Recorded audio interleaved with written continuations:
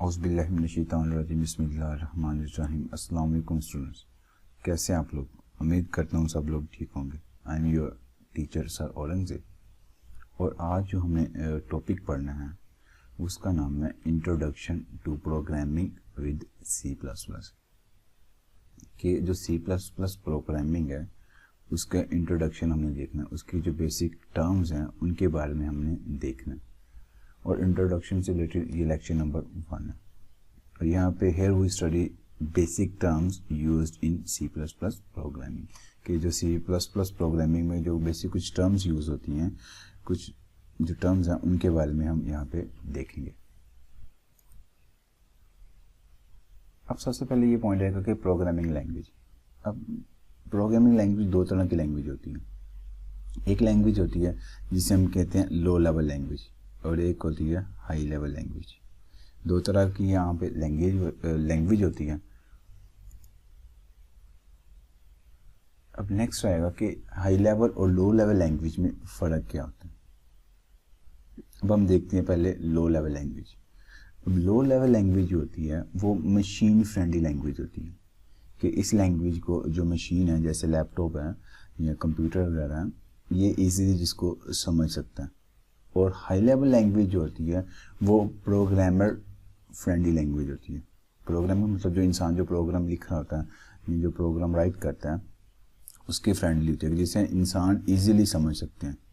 जिस लैंग्वेज को इंसान इजीली समझ सकते हैं वो हाई लेवल लैंग्वेज होगी, और जिसको मशीन मतलब कंप्यूटर वगैरह पीसी वगैरह इजीली समझ सकते हैं उसे हम कहते हैं लो लेवल लैंग्वेज। और लो लेवल लैंग्वेज को इंसान के लिए अंडरस्टैंड करना मुश्किल होता है, ये डिफ़िकल्ट टू अंडरस्टैंड होता है। और इंसान जो है वो हाई लेवल लैंग्वेज को इजीली अंडरस्टैंड कर सकता है।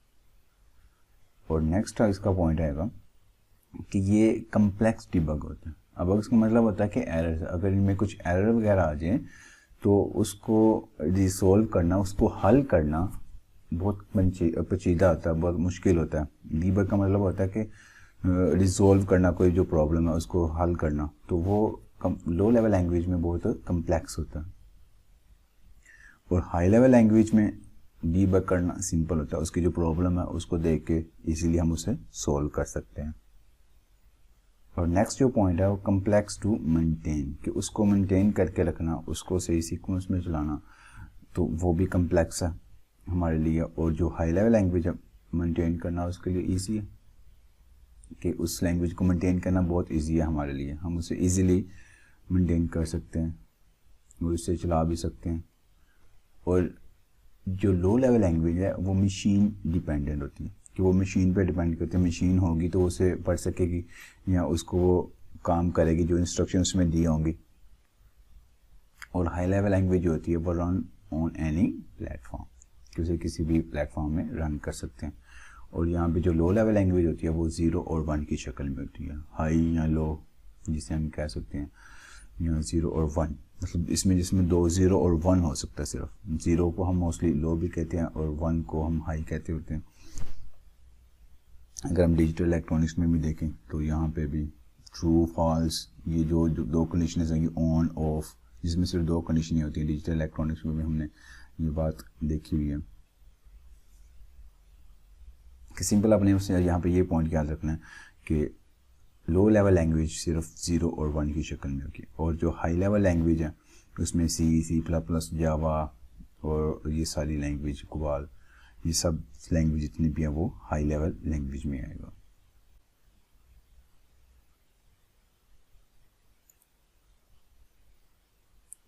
अब हम बात करते हैं अरिथमेटिक ऑपरेशन की।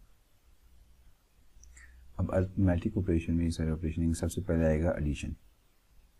एडिशन का सिंबल ये होता है। और अलजेब्रिक एक्सप्रेशन हम a प्लस बी इस तरह लिखेंगे। और expression in C plus plus a plus b, कि प्रोग्रामिंग लैंग्वेज जो सी प्लस प्लस है जिसका हम इंट्रोडक्शन देख रहे हैं वहाँ पे हम a प्लस बी इस तरह लिखेंगे। और जो सब्सट्रैक्शन उसका साइन ये होता है, और उसका algebraic expression a minus b. और जब सी प्लस प्लस में हम जब अगर कोई भी 2 टर्म्स होंगे उनको जब सब्सट्रैक्शन करवाना होगा, माइनस करवाना होगा, तो हम इस तरह इनको ये लिखेंगे, ये वाला साइन। और मल्टीप्लिकेशन इसका सिंबल ये है। और जब हम अलजेब्रिक एक्सप्रेशन एक मल्टीप्लिकेशन बी, और जब एक्सप्रेशन C++ लिखेंगे तो हम ये वाला साइन यूज़ करेंगे। और नेक्स्ट अगर हमने डिवीजन करवानी होगी तो डिवीजन करवाने के लिए हम ये वाला साइन यूज़ करते हैं। और अलजेब्रिक एक्सप्रेशन दिस और एक्सप्रेशन C++ ये सर हम यहाँ पे लिखेंगे। और जब हम बात करेंगे मॉडुलस की तो उसका साइन सिंबल जो है वो ये वाला होगा। और उसका अलजेब्रिक जो एक्सप्रेशन A mod B, जब एक्सप्रेशन C++ तो हम ये वाला साइन यहाँ पे यूज़ करेंगे। ये थे अर्थमेटिक ऑपरेशन कि अगर हमने C++ में कुछ टर्म्स हैं जब उनका अर्थमेटिक ऑपरेशन करवाना होगा तो हम कैसे साइन और किस तरह का यूज़ करेंगे। आगे नेक्स्ट हम देखते हैं रैशनल ऑपरेशनल। आगे नेक्स्ट हम देखते हैं रैशनल ऑपरेशन कि हम फर्ज करते हैं कि हमारे पास a इज इक्वल टू 1 है, b इज इक्वल टू 2 है और c इज इक्वल टू 1 है। अब इसके ऑपरेशन हम देखते हैं। फर्स्ट ऑपरेशन यहाँ पे इक्वल, इसका सिंबल ये वाला होगा। और अगर हम इसे एक्सप्रेशन इसका देखना है तो a इज इक्वल टू अगर b है, अब देखें a इज इक्वल टू 1, अगर यहाँ पे एक्सप्रेशन देखना है a is equal to c तो यहाँ पे a is equal to c, मतलब a भी 1 के इक्वल है और c भी 1 के इक्वल, तो ये ट्रू है तो यहाँ पे ट्रू आ जाएगा। और ये नॉन ज़ीरो होगा, नॉन ज़ीरो मतलब ज़ीरो नहीं होगा, वो डेफिनेटली वो 1 होगा। तो अगर लेस देन का साइन उसका सिंबल ये होता है। अगर b लेस देन c लिखा हो तो अभी अगर हम यहाँ पे देखें b लेस देन c तो ये रॉन्ग है, मतलब ये फॉल्स है। b तो 2 के इक्वल है, c यहाँ पे 1 है तो यहाँ पे ये फॉल्स मतलब यहाँ पे 0 आ जाएगा, ये वैल्यू 0 के इक्वल होगी। अब ये ग्रेटर देन का ये वाला साइन होता है। अब यहाँ पे a ग्रेटर देन c लिखा हुआ है तो अगर यहाँ पे a और c की बात करते हैं, a और c तो इक्वल है लेकिन यहाँ पे साइन में क्या लिखा है a ग्रेटर देन c, तो ये रॉन्ग है तो इसलिए यहाँ पे फॉल्स, तो यहाँ पे ये 0 आ जाएगा। अब नेक्स्ट साइन की बात करते हैं लेस देन और इक्वल टू, ये वाला साइन, ये लेस देन और इक्वल टू। अब a लेस देन या इक्वल है b के, अब वो हमने देखना है वो सही है कि गलत है। अब ये कंडीशन ऊपर देखें कि a is equal to 1, b is equal to 2। अब एक कंडीशन तो यहाँ पे सेटिस्फाई है, कौन सी कंडीशन कि a लेस देन b, मतलब a लेस देन b से ये पहली कंडीशन सेटिस्फाई हो रही है। अब दूसरी यहाँ पे थी कि इक्वल, अब यहाँ पे एक कंडीशन सेटिस्फाई हो रही है तो हम यहाँ पे कह देंगे ये ट्रू है। अब नेक्स्ट देखते हैं ग्रेटर देन और इक्वल टू। अब ग्रेटर देन इक्वल टू उनका साइन ये हमारे पास होगा। अब a ग्रेटर देन और इक्वल टू b के। अब हम नेक्स्ट देखते हैं कि a इज इक्वल टू 1 है, b इज इक्वल टू 2 है। अब पहली कंडीशन जो है वो भी गलत हो रही है, a तो इससे छोटा है तो पहली कंडीशन यहाँ पे इक्वल ग्रेटर देन लिखा हुआ है वो भी गलत हो गया। दूसरी कंडीशन में इक्वल भी नहीं है तो यहाँ पर ये फॉल्स आ जाएगा और यहाँ पे ये 0 हो जाएगा। जब ये ट्रू था तो यहाँ पे नॉन ज़ीरो मतलब यहाँ पे 1 होगा। अब नेक्स्ट देखते हैं not equal to. Not equal to के लिए ये वाला सिंबल यूज़ करेंगे। अब a not equal to b, अब a और b इक्वल नहीं है तो इसका मतलब ये वाली ट्रू है, ये नॉन ज़ीरो, मतलब नॉन ज़ीरो का मतलब कि 1 यहाँ पे आ जाएगा। ये थे रैशनल ऑपरेशन। उम्मीद करता हूँ आपको ये समझ लग गया होगा। अब नेक्स्ट हम देखते हैं लॉजिकल ऑपरेटर। अब ये वाले जो डबल एंड यूज़ करेंगे तो ये यूज़ करते हैं एंड ऑपरेशन के लिए कि अगर हम C++ में कोई ऐसा प्रोग्राम लिख रहे हैं जहाँ पे हमें एंड ऑपरेशन की ज़रूरत पड़ती है तो हम ये वाला साइन यूज़ करेंगे। तो अगर हमने ऑपरेशन करवाना है तो उसके लिए हम ये वाला साइन यूज़ करेंगे। अगर नॉट ऑपरेशन करवाना तो हमने उसके लिए ये वाला साइन यूज़ करेंगे।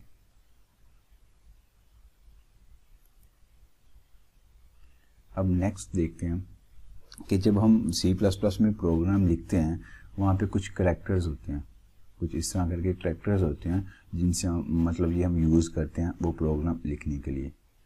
अब ये वाला जो करैक्टर है उसे हम कहते हैं पाउंड साइन, और ये वाली जो ब्रैकेट है इसे हम कहते हैं ओपन और क्लोजिंग एंगल ब्रैकेट्स उसे हम कहते हैं। और ये वाली जो ब्रैकेट होती है उसे हम कहते हैं ओपन और क्लोज राउंड ब्रैकेट्स भी इसे कहते हैं, और इसका जो दूसरा नाम है उसे हम कहते हैं पैरेंथेसिस। और उसके बाद नेक्स्ट ये वाली जो ब्रैकेट है इसे हम कहते हैं ओपन और क्लोज कर्ली ब्रैकेट्स, ये मतलब ओपन और ये दूसरी जो क्लोज कर्ली ब्रैकेट्स। नेक्स्ट ये वाला जो है आगे जो है वो डबल स्लैश, इसे हम कहते हैं डबल स्लैश, और ये वाला जो होता है उसे हम कहते हैं ओपन और क्लोजिंग कोटेशन मार्क्स, ये ओपन और ये क्लोजिंग कोटेशन मार्क्स, और ये होता है सेमीकोलंस। और ये वाला जो होता है इसे हम कहते हैं इंसर्शन ऑपरेटर्स, और ये यूज़ किया जाता है आउटपुट स्ट्रीमिंग के लिए, और ये हम यूज़ करते हैं नीचे वाला इनपुट स्ट्रीमिंग के लिए, और इसे हम कहते हैं एक्सट्रैक्शन ऑपरेटर। मैं अभी आपको एक प्रोग्राम दिखाता हूँ जो मैंने लिखा हुआ है, उसको आप जब ये देखोगे वहाँ पे साइन आपको और चीज़ समझ लगेगी, फिर उसके बाद मैं आपको ये डिस्क्रिप्शन के बारे में बताता हूँ। जैसे फर्ज कर अब ये वाला प्रोग्राम कि इसकी एग्जांपल वन कि take a number find its square if it is a positive, कि यहाँ पर इफ़ की कंडीशन लगनी है। ये वाला आगे टॉपिक आएगा, वहाँ पे मैं डिटेल में बताऊँगा, लेकिन अभी बस आपने यहाँ पे ये देखना है कि ये वाले जो साइन यूज़ किए हैं ये कहाँ कहाँ हम यूज़ करते हैं। अब जैसे यहाँ पे इंक्लूड है आई स्ट्रीम में हाइडर फाइल जो होती है, इंक्लूड के सामने ये वाला पाउंड साइन हम यूज़ करते हैं, और ये वाले जो एंगल ब्रैकेट है वो हम यहाँ पे यूज़ करते हैं, और उसके बाद ये वाले जो साइन है जो अराउंड ब्रैकेट्स जो है वो हम यहाँ पे यूज़ करते हैं, और ये एंगल ब्रैकेट है और ये राउंड ब्रैकेट, और ये वाली ब्रैकेट ये हमारे पास कर्ली ब्रैकेट जिसे हम कहते हैं ओपन और ये क्लोज, और यहाँ पे ये सेमीकोलन। जब दो वेरिएबल लेते हैं तो इनको दरमियान जो डिफरेंशिएट मतलब फ़र्क डालते हैं वो कॉमा के जरिए डालते हैं, और ये हमारे पास है कोटेशन मार्क जो सी ऑटो हमने करवाना था, उसके अंदर हम जो भी कुछ यूज़र को शो करवाना था उसके लिए हम ये यूज़ करते हैं, और ये लास्ट में सेमीकोलन, हाँ लाइन के एंड पे ये सेमीकोलन हम लगाते हैं स्टेटमेंट, ये कंडीशन के यहाँ पे नहीं लगेगा। और ये देखें ये सी इन के लिए हम ये वाला साइन यूज़ करते हैं, स्ट्रीम इन, और ये स्ट्रीम आउट आउटपुट के लिए हम ये वाला साइन इस तरह यूज़ करते हैं लाइक दिस। अब हम पीछे चलते हैं अपनी लास्ट स्लाइड में। अब ये हम इसकी डिस्क्रिप्शन के बारे में देखते हैं। जो पाउंड साइन है वो यूज इन इंक्लूड, देखें ना यहाँ पे इंक्लूड से पहले वो यूज़ किया जाता है to denote a preprocessor directive, और ये वाला जो साइन है जिसे हम एंगल ब्रैकेट्स कहते हैं ये इंक्लूड लाइब्रेरी ने, जो इंक्लूड से आगे जैसे आई स्ट्रीम लिखा था और उसके बाद कौन आईओ डॉट एच लिखा हुआ था वो इस ब्रैकेट के अंदर लिखते हैं। जैसे मैं आपको दिखाऊँ, जैसे ये वाला था,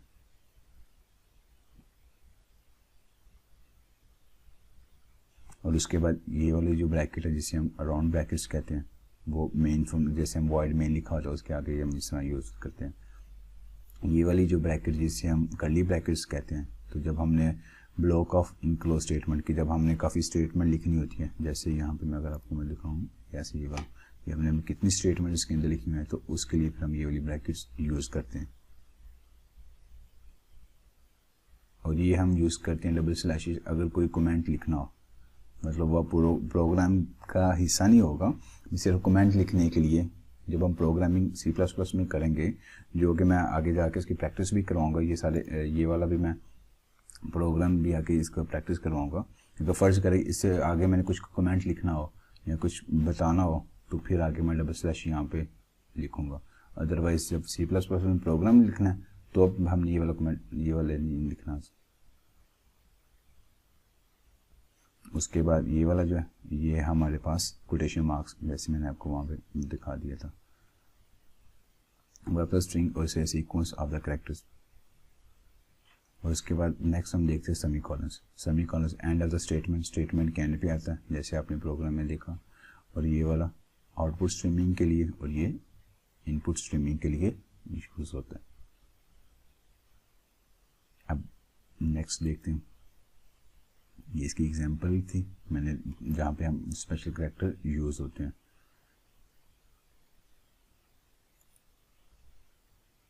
अब नेक्स्ट हम देखते हैं वेरिएबल्स। अब वेरिएबल्स क्या होते हैं? अब प्रोग्राम में जब कोई भी अगर वैल्यू, जैसे मैं आपको अभी दिखाता हूँ, जैसे अभी ये लास्ट में गया ना, अब ये वाला जैसे यहाँ पे इंटीजर n और a, यहाँ पे हमने ये वेरिएबल लिए हुए हैं। वेरिएबल वो होता है जिसमें कोई वैल्यू चेंजेबल होती है, कि जो यूज़र से हम कोई भी वैल्यू पूछेंगे, जैसे हमने इस प्रोग्राम में सी कोड करवाया था कि एंटर द नंबर, कोई भी नंबर यूज़र से हम लेंगे वो यहाँ पे n में सेव हो जाएगा, इसे हम कहेंगे n यहाँ पे एज अ वेरिएबल के तौर पे यूज़ होता है। अब ये वेरिएबल जितने भी होंगे, जैसे यहाँ पे n है और यहाँ पे a है, इनको पहले हम डिक्लेयर करेंगे। यहाँ पे ये इंटीजर लिखा कि इंटीजर है ये n और a, इंटीजर में कोई भी इनमें वैल्यू हम स्टोर करवा सकते हैं कि हमने वेरिएबल को सबसे पहले यहाँ पे डिक्लेयर करना होता है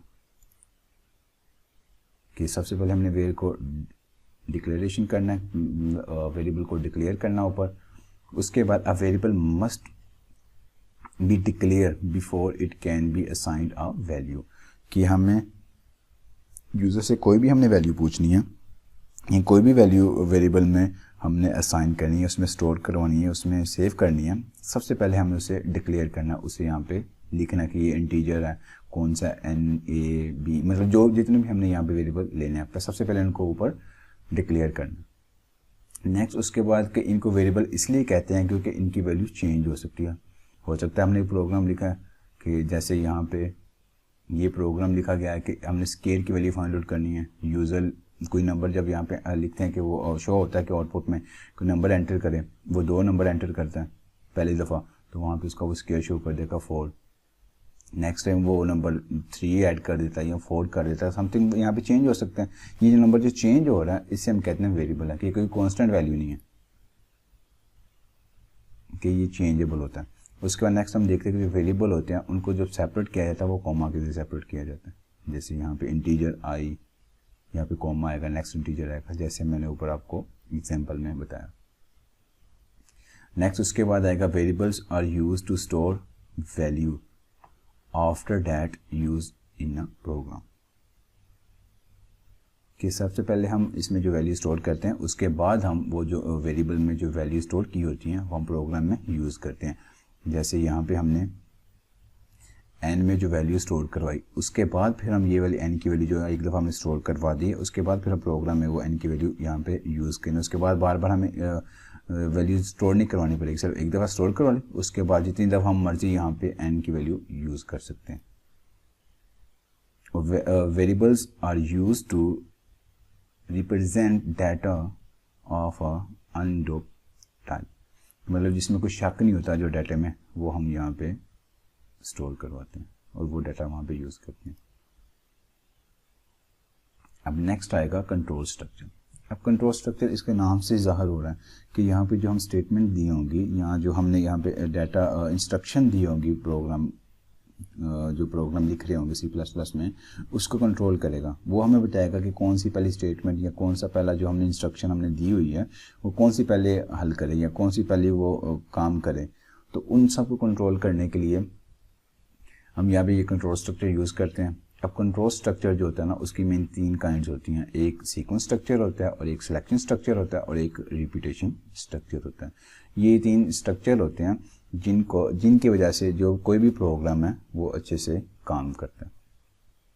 कि कंट्रोल स्ट्रक्चर स्टेटमेंट, कि कंट्रोल स्ट्रक्चर स्टेटमेंट होती हैं use to control the flow of execution in the program, कि जो उसका जो फ्लो होता है उसको कंट्रोल करती हैं जितनी भी हमने इंस्ट्रक्शन दी होती हैं। और इसके आगे वो 3 काइंड्स होती हैं। अब नेक्स्ट हम देखते हैं सीक्वेंस स्ट्रक्चर। अब सीक्वेंस स्ट्रक्चर इसके नाम से ही ज़ाहिर हो रहा है या कुछ शो हो रहा है कि कुछ हम सीक्वेंस में काम करेंगे, कि in sequence structure instruction are execute in the same order in which they are specified in the program, कि इंस्ट्रक्शन एग्जीक्यूट 1 by 1, कि जिस तरह हमने जितनी इंस्ट्रक्शन दी होगी, जितनी स्टेटमेंट दी होंगी, वो 1 by 1 करके सोल्व हो रही होंगी या उस ऑर्डर पे एग्जीक्यूट हो रही होंगी। जैसे फ़र्ज़ करें ये इसका सिंटैक्स है, वो सीक्वेंस स्ट्रक्चर का अगर आपको सिंटैक्स पूछता है पेपर में तो आप ये वाला इसका सिंटैक्स लिखोगे कि सबसे पहले ये हमारे पास जो कर्ली ब्रैकेट है ओपन, इसके अंदर सारी हम स्टेटमेंट्स लिखते हैं। अब ये स्टेटमेंट 1 सबसे पहले ये वाली हल होगी, फिर ये उसके बाद जो स्टेटमेंट 2 है ये वाली हल होगी, सो जितनी स्टेटमेंट होगी वो एंड तक सारी स्टेटमेंट्स हम जितनी भी लिखनी होंगी वो 1 by 1 करके यहाँ पे सॉल्व होंगी। ये सीक्वेंस से ये काम होगा, इसे हम कहते हैं सीक्वेंस स्ट्रक्चर। अब नेक्स्ट हम बात करते हैं सिलेक्शन स्ट्रक्चर की। अब सिलेक्शन स्ट्रक्चर में क्या होगा कि हमने ये देखना है कि कौन सी जो स्टेटमेंट है पहले हल होगी, और जो हम यहाँ पे कुछ कंडीशंस लगा देंगे कि जिसकी बेस पे जो स्टेटमेंट होगी पहले वो वाली हल होगी। कि यहाँ पे हमने कुछ सेलेक्ट करना होगा, यहाँ पे हमने कुछ डिसाइड करना होगा कि कौन सी स्टेटमेंट जो है वो पहले हल हो, और ये वो जो कौन सी पहले हल होगी वो किसी कंडीशन की बेस पे हल होगी। वो हम यहाँ पे कंडीशंस लगाएंगे कि अगर ये वाली कंडीशन पे कोई स्टेटमेंट पूरी उतर रही है तो वो वाली स्टेटमेंट पहले हल हो जाए। और नेक्स्ट हम देखते हैं कि selection statement use condition that are boolean expression, कि बूलियन एक्सप्रेशन को वो एक्सेप्ट करती है, ये जो सिलेक्शन स्टेटमेंट है। अब जो बूलियन एक्सप्रेशन है उसकी दो वैल्यूज होती हैं, ट्रू और फॉल्स, या 1 और 0। मतलब जैसे हमने पढ़ा था मशीन लैंग्वेज, वो 1 और 0, ये 0 1 उसके बारे में ही वो लिखती है, वो सिर्फ 0 1 को ही एक्सेप्ट करती है। अब नेक्स्ट हम देखते हैं कि there are basic type of selection. अब सिलेक्शन की बेसिक टाइप कौन सी है? इफ एल्स और स्विच, ये इसकी बेसिक टाइप है। अब इफ एल्स के आगे मजीद जो 4 टाइप्स हैं और एक स्विच स्टेटमेंट्स आ जाएंगे। अब इफ एल्स में क्या है, एक को होगा सिर्फ इफ स्टेटमेंट्स, सिर्फ एक ही कंडीशन जिसमें होगी। इफ एल्स स्टेटमेंट ऐसी स्टेटमेंट होगी जिसमें एक से ज़्यादा, मतलब 2 सिर्फ जिसमें कंडीशंस होंगी। तो ऐसा कोई होगा हमारा प्रोग्राम या कोई प्रॉब्लम जिसमें सिर्फ 2 कंडीशंस हों, तो फिर हम ये वाला सेकंड जो पार्ट है वो वाला यूज़ कर लेंगे। अब नेक्स्ट आएगा nested if statement. Nested if statement का मतलब ये होता है कि अगर हम एक स्टेटमेंट एक कंडीशन लगाई है, उस कंडीशन के अंदर जो मजीद कंडीशन है उसे हम कहते हैं नेस्टेड इफ स्टेटमेंट। अब नेक्स्ट आएगा कि इफ एल्स इफ स्टेटमेंट। ये ऐसी स्टेटमेंट होगी जो 2 से ज़्यादा हो सकती हैं, मतलब जितनी एन वैल्यू तक जितनी मर्जी स्टेटमेंट होगी वो उनके लिए हम ये वाला यूज़ करते हैं। और हम स्विच स्टेटमेंट के ज़रिए भी हम इसे कोई भी अगर प्रॉब्लम जिसमें सिलेक्शन होगी स्विच स्टेटमेंट से भी हम हल कर सकते हैं। आगे मज़ीद हम इसके 1 बाय 1 करके डिस्कस करते हैं। अब हम बात करते हैं इफ़ स्टेटमेंट्स की। अब इफ़ स्टेटमेंट्स में क्या होगा कि यहाँ पे सिर्फ हमारे पास एक ही कंडीशन होगी, सिर्फ ये 1 भी होगी कि an if statement is construct that enables a program to specify alternative path of the execution. इसमें सिर्फ हम अल्टरनेटिव पाथ एक प्रोवाइड कर देते हैं जो इंस्ट्रक्शन हो रही होंगी, और ये सिर्फ 1 वे होगी, सिर्फ इसका एक वे रास्ता होगा कि if statement execute an action if and only if the condition is true, कि अगर कंडीशन ट्रू होगी, सिर्फ एक कंडीशन होगी तो ये वाला हम यूज़ करेंगे। फॉर एग्जांपल अब इसका जो सिंटैक्स है क्या होगा कि हमारे पास इफ़ कंडीशन अगर ट्रू होगी तो ये सारी स्टेटमेंट्स जो आगे जितनी भी लिखी होंगी कंडीशन के आगे वो सारी एक्सेप्टेबल होंगी, अदरवाइज़ ये वाला काम नहीं। जैसे इसका फ्लो चार्ट देखें अगर हम, तो यहाँ से अगर जो भी वैल्यूज़ आ रही होगी, यहाँ पे बूलियन एक्सप्रेशन मतलब यहाँ पे जो इसकी कंडीशन होगी ट्रू या फॉल, अगर फॉल होगी तो सीधा बाहर चलेगी, ये जितनी भी स्टेटमेंट है उस पर कोई इफ़ेक्ट नहीं करेंगी। अगर यहाँ से कंडीशन से अगर ट्रू होता है तो फिर बाकी जो हमने स्टेटमेंट्स दी होंगी, जो हमने इंस्ट्रक्शन दी होंगी वो उस पर लागू होंगी, तो आगे फिर हमें आउटपुट मिलेगा। इसमें सिर्फ 1 वे, अगर ट्रू होगा तो जितनी भी स्टेटमेंट दी होंगी वो काम करेंगी, अदरवाइज अगर फॉल होगा तो ये जितनी भी स्टेटमेंट है वो उस पर इफेक्ट नहीं करेंगी, वो इंडिपेंडेंटली यहाँ पे आउटपुट में आ जाएंगी। अब नेक्स्ट इसकी एग्जांपल देखते हैं, आपको समझ लगेगी। अब इफ स्टेटमेंट की एग्जांपल, यही एग्जांपल नंबर 1 है जो हमने पहले मैंने आपको दिखाई थी स्पेशल कैरेक्टर वाली।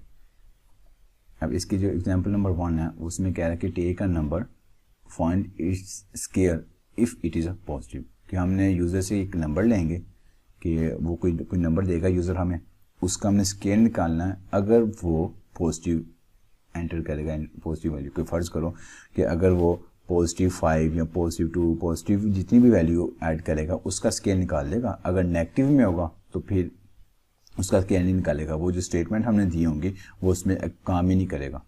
अगर नेगेटिव में होगा तब काम करेगा जब ये पॉजिटिव में होगा। उसके लिए हमने यहाँ पे जैसे प्रोग्राम बनाना है, उसके लिए हम यहाँ पे जो पॉइंट साइन था वो इंक्लूड, ये जो ब्रैकेट जिसे हम एंगल ब्रैकेट कहते हैं वो यूज़ करेंगे। यहाँ पे हेडर फॉर iostream.h, फिर उसके बाद इंक्लूड कॉन io.h, और ये यहाँ पे ब्रैकेट जिसे हम एंगल ब्रैकेट कहते हैं, और ये पॉइंट साइन। उसके बाद वॉइड में, और यहाँ पे जो है ये राउंड एंगल जिसे हम कहते हैं। अब यहाँ पे हमारी सारी स्टेटमेंट स्टार्ट हो जाएंगी, तो यहाँ पे हम कर्ली ब्रैकेट ओपन कर लेंगे। अब उसके बाद यहाँ पे जो हमने वेरिएबल यूज़ करने हैं उनको हम यहाँ पे डिक्लेयर करेंगे। यहाँ पे इंटीजर n और a, यहाँ पे 2 वेरिएबल्स हमने डिक्लेयर कर लिए। इसके लास्ट में एंड ऑफ लाइन पे हमने पहले पढ़ा था कि यहाँ पे सेमीकोलन होता है और इन दोनों के दरमियान यहाँ पे कॉमा आ जाएगा। अब सी आउट करवाएंगे और यूज़र से कोई वैल्यू यहाँ पे कहेंगे। अब जो यहाँ पे इस कोटेशन मार्क्स में लिखेंगे वो यूज़र को शो होगा। और ये आगे मैं आपको इसके करके भी दिखाता हूँ, आपको समझ लगेगी तब। अब उसके बाद जब ये यूज़र को शो होगा ये इस तरह का एंटर द नंबर, वो कुछ यूज़र नंबर एंटर करेगा और वो जो नंबर एंटर करेगा वो एन में सेव हो जाएगा और लास्ट में सेमीकोलन, यहाँ पे भी सेमीकोलन, ये लाइन एंड होगी। उसके बाद अब यहाँ पे एन जब सेव हो गया, एन में कुछ वैल्यू, अब यहाँ पे अब कंडीशन लगा दी हमने जो उसने कहा ना कि इफ़ द पॉजिटिव, कि अगर एन ग्रेटर दैन 0 मतलब 0 से वैल्यू अगर बड़ी होगी तो फिर ये काम करेगा आगे स्टेटमेंट। अगर 0 से वैल्यू लेस देन होगी तो ये स्टेटमेंट सारी काम नहीं करेंगी। तो अब a is equal to n cross n, मतलब n मल्टीप्लाई हो रहा है n के साथ और यहाँ पे ये सेमीकोलन। हमने मल्टीप्लिकेशन का आगे पीछे देखा था कि जब मल्टीप्लिकेशन हो रहा है तो हम ये वाला साइन यूज़ करते हैं। तो अब a इज इक्वल टू हमारे पास ये होगा। उसके बाद सी आउट हम कर देंगे। अब यूज़र को दिखा देंगे स्केयर की जो वैल्यू निकलेगी वो क्या निकलेगी, यहाँ पे जो आउटपुट है ये वाला साइन यूज़ करेंगे और a की वैल्यू इसके अंदर हम यहाँ पे सेव करवा देते हैं और यहाँ पे लास्ट में सेमीकोलन और यहाँ पे गेट सी एच लिख देंगे। तो ये वाला सारी स्टेटमेंट कंप्लीट और यहाँ पे हम ये ब्रैकेट क्लोज कर देंगे। ये हमारा पूरा प्रोग्राम लिख लिया। अब मैं आपको ये प्रोग्राम रन करके दिखाता हूँ। अब हम यहाँ पे एग्जाम्पल नंबर जो 1 है वो हल करते हैं। अब एग्जाम्पल नंबर 1 में क्या है कि हमने यूज़र से कोई एक नंबर लेना है और उसका हमने स्केयर निकालना, उसके लिए हमने यहाँ पे प्रोग्राम निकालना है और यहाँ पे एक कंडीशन लगेगी कि अगर वो जो नंबर है वो पॉजिटिव होगा तो फिर वो उसका स्केयर निकाले, अदरवाइज वो उसका स्केयर नहीं निकालेगा। अब हम स्टार्ट करते हैं अपना प्रोग्राम। यहाँ पे हम ये साइन लिखेंगे, पाउंड साइन, उसके बाद नेक्स्ट इंक्लूड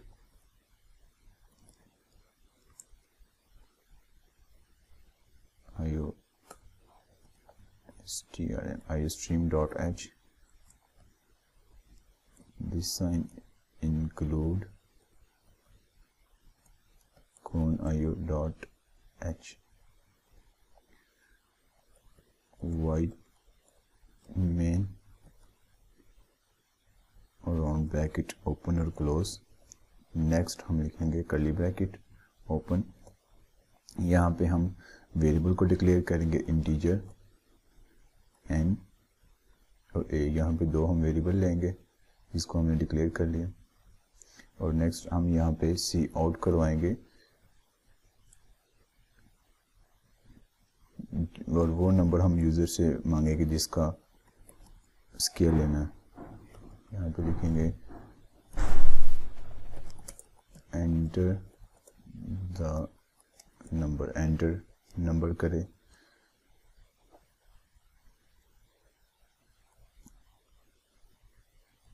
दिस, और वो जो नंबर एंटर होगा वो हम सेव करवा देंगे एन में, दिस। अब नेक्स्ट हमने क्या करना है कि यहाँ पे हम वो कंडीशन लगाएंगे कि n greater than is equal to 0, this, कि अगर वो नंबर 0 से बड़ा होगा तो ये आगे नेक्स्ट इसकी जो स्टेटमेंट लिखेंगे वो एग्री होगी, अदरवाइज वो एग्री नहीं होगी तो ये प्रोग्राम हमें आउटपुट नहीं दिखाएगा।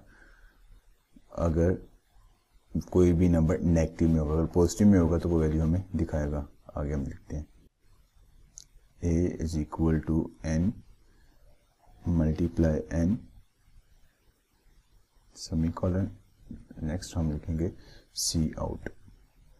अब सी आउट करवा देंगे जो इसकी वैल्यू होगी। अब स्केयर जो होगा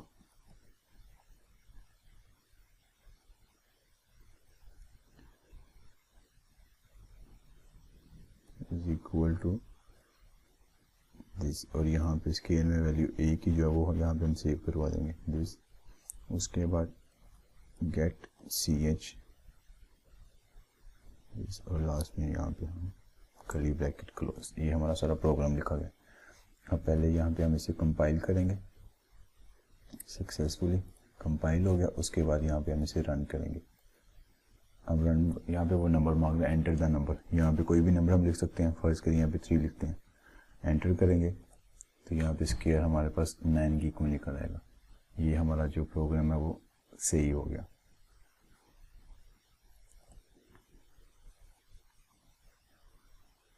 और अगर हम चाहते हैं ये प्रोग्राम सेव करें तो यहाँ पे हम सेव कर सकते हैं, अगर नहीं सेवना चाहते तो यहाँ पे नो कर दें।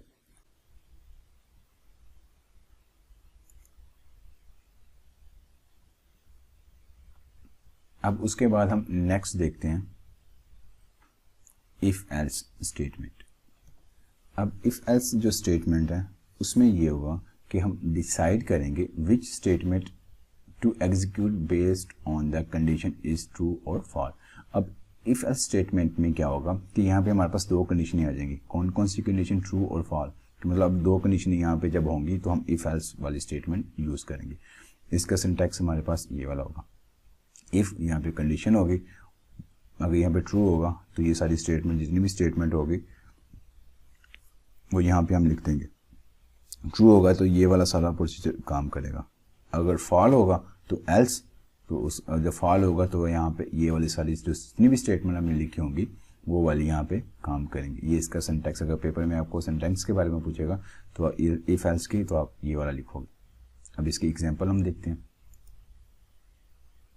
अब इसकी एग्जाम्पल हमारे पास ये आएगी। अब example number 2, check a number is even और ऑड। हमने नंबर चेक करना है इवन और ऑड, ये बेस करेगा इफ एल्स पे। इफ एल्स स्टेटमेंट यूज़ करके हमने ये बताना है कि नंबर इवन है या ऑड है। उसके लिए हम फिर वही जो साइन हम यूज़ करते थे, पॉन साइन, फिर इंक्लूड, यहाँ पे वो ब्रैकेट जो एंगल ब्रैकेट थी, isostream.h और कॉन io.h यूज़ करेंगे, ये वाइट में। फिर इसी तरह हम यहाँ पे जो एक वेरिएबल यूज़ करेंगे n, बाद में सेमीकोलन, यहाँ पे इंटीजर वो हमने वेरिएबल डिक्लेयर कर लिया। अब सीआउट करवाएंगे, यहाँ पे हम एंटर द नंबर, यूज़र से हम कोई भी नंबर एक एंटर करवाएंगे, वो यहाँ पे नंबर एंटर करेगा। वो जब नंबर एंटर करेगा तो वो n में सेव हो जाएगा। अब जब n में नंबर सेव हो गया तो अगर वो एंड मोड 2 लें, अगर वो 0 के इक्वल निकल आता है, ये कंडीशन है वो जब सेटिस्फाई हो जाती है, ट्रू हो जाती है, तो ये शो कर देगा सी आउट नंबर इज इवन, कि नंबर जो है वो इवन है। अब जो ये हमारे पास जो कोटेशन मार्क है, इसके अंदर हम कुछ भी लिख सकते हैं, इसमें कंफर्म नहीं कि आप यही लिखो, आप ये भी लिख सकते हो दिस नंबर इज़ इवन, या आप ये भी कह सकते हो कि नंबर इज़ इवन, या इवन सिर्फ आप शो कर सकते हो कि ये नंबर जो है वो इवन है, क्योंकि हमने प्रोग्राम यही लिखना है कि ये हमने बताना है कि नंबर इवन है या ऑड है। तो अगर ये वाली कंडीशन सेटिस्फाई होगी तो नंबर इवन हो जाएगा। अगर ये कंडीशन सेटिस्फाई नहीं होती, फॉल है, तो फिर एल्स में ये वाली ये हम आउटपुट करवा देंगे कि सी आउट जो है नंबर इज़ ऑड, ये इसका हम शो करवा देंगे। और लास्ट में गेट सी एच, यहाँ पे सेमीकोलन, और यहाँ पे हम कर्लिंग जो ब्रैकेट है वो क्लोज कर देंगे। अब मैं आपको ये वाला जो प्रोग्राम है ये रन करके दिखाता हूँ। अब हम एग्जांपल नंबर 2 देखते हैं कि जहाँ पे हमने एक नंबर चेक करना है कि वो इवन है या ऑड है, और ये हम इफ़ एल्स से हल करेंगे। अब सबसे पहले हम यहाँ पे pound sign include iostream.h, next include con io.h, next white main, और नेक्स्ट हम लिखेंगे कर्ली ब्रैकेट ओपन, और यहाँ पे हम जो इंटीजर हम n लेंगे, और जिसे हम दूसरे वर्ड में कहते हैं यहाँ पे हमने वेरिएबल को डिक्लेयर कर लिया, जो हम वेरिएबल यूज़ करेंगे, यहाँ पे n वेरिएबल यूज़ करेंगे, और यहाँ पे सी आउट करवाएंगे एंटर द नंबर n, कि n नंबर जो है जो हमें चेक करना है कि ये इवन है या ऑड है, वो हम यूज़र से वो नंबर मांगेंगे। उसके लिए यहाँ पे दिस और यहाँ पे सी इन, ये जो नंबर हम यहाँ पे सेव करवाएंगे, जो यूज़र देगा वो एन में यहाँ पे हमने सेव करवा लेना। नेक्स्ट हम यहाँ पे इफ़ की कंडीशन यूज़ करेंगे कि इफ़ अगर n mod 2 is equal to 0, अगर n mod is equal to 0 2 निकलता है तो मतलब ये नंबर जो है वो आउट होगा, सॉरी अगर एन इज इक्वल टू 0 निकल तो ये नंबर इवन होगा। तो इसके लिए हम सी आउट जो करवाएंगे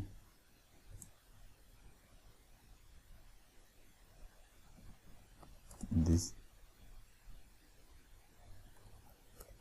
नंबर इज, यहाँ पे हम कुछ भी लिख सकते हैं, ये जो कोटेशन मार्क्स है इसके अंदर यहाँ पे नंबर इज इवन लिख सकते हैं, दिस नंबर इज इवन लिख सकते हैं, इवन नंबर लिख सकते हैं, ये हमारी अपनी मर्जी है, यहाँ पे हम कुछ भी डिस्प्ले करवा सकते हैं even.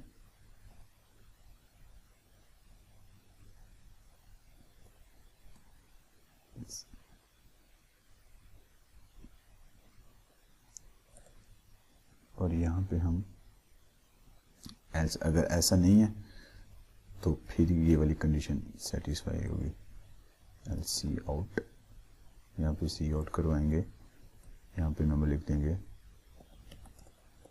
This number is odd, कि ये जो नंबर है वो ऑड है। यहाँ पे हम ये भी लिख सकते हैं नंबर इज ऑड, ये हमारी अपनी मर्जी होगी। और नेक्स्ट यहाँ पे लिखेंगे गेट सी एच दिस और यहाँ पे कर्ली ब्रैकेट क्लोज, ये हमारा प्रोग्राम लिखा गया। अब उसके बाद हम यहाँ पे इसे कंपाइल करते हैं जैसे पहले किया था, कंपाइल यहाँ पे ये सक्सेसफुल हो गया तो प्रोग्राम दिस, और यहाँ पे हम रन करते हैं। अब कोई भी नंबर फर्ज करें यहाँ पे 5 लेते हैं तो ये नंबर यहाँ पे आउट शो कर रहा है। और अगर फर्ज करें यहाँ पे फिर से दोबारा रन करते हैं और यहाँ पे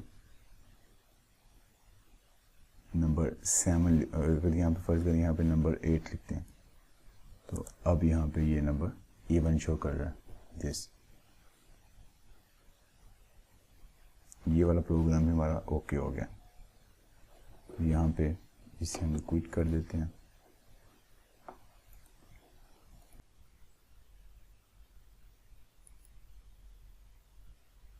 अब उसके बाद हम नेक्स्ट देखते हैं नेस्टेड इफ स्टेटमेंट।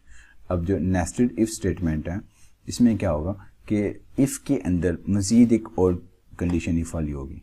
इस तरह मतलब इफ के अंदर मतलब जितनी स्टेटमेंट ऐड अप होते जाएंगी उसे हम कहते हैं नेस्टेड इफ स्टेटमेंट। कि an if statement can be inside an other if statement, कि अगर इफ स्टेटमेंट के अंदर मजीद एक और इफ स्टेटमेंट आए तो उसे हम कहते हैं नेस्टेड इफ स्टेटमेंट। और नेस्टेड इफ स्टेटमेंट जो होती है वो हमें प्रोवाइड करते हैं वो मल्टीपल अल्टरनेटिव, मतलब एक से ज़्यादा जब हमारे पास कंडीशंस हों उसके लिए यूज़ करते हैं। जैसे हमारे पास इफ़ एल्स इफ़ है या इफ़ एल्स है, इफ़ एल्स तो हमारे पास 2 कंडीशन के लिए होता है, ये मल्टीपल मतलब जब 2 से ज़्यादा कंडीशंस हों तो उसके लिए हम इनको यूज़ कर सकते हैं। तो इसका जो सिंटैक्स होगा वो हमारे पास ये वाला होगा, इफ़ यहाँ पे कंडीशन पहला, अब यहाँ पे ये जो हमारे पास ब्रैकेट आ जाएगी जिसे कर्ली ब्रैकेट कहते हैं, आगे मजीद इफ़ के अंदर मजीद एक और इफ़, उसकी कंडीशन यहाँ पे हम देखते हैं। और नेस्टेड इफ़ जो होता है ना ये कम्प्लेक्स होता है थोड़ा सा, मतलब जितनी इफ़ यहाँ वाली कंडीशंस के अंदर आती जाएंगी वो थोड़ा कम्प्लेक्स होता जाएगा, उसमें गलती के चांसेस ज़्यादा हो जाते हैं। तो इसलिए हम कोशिश करते हैं ये यूज़ करने से बेहतर है इफ़ एल्स इफ़ को हम यूज़ कर लें।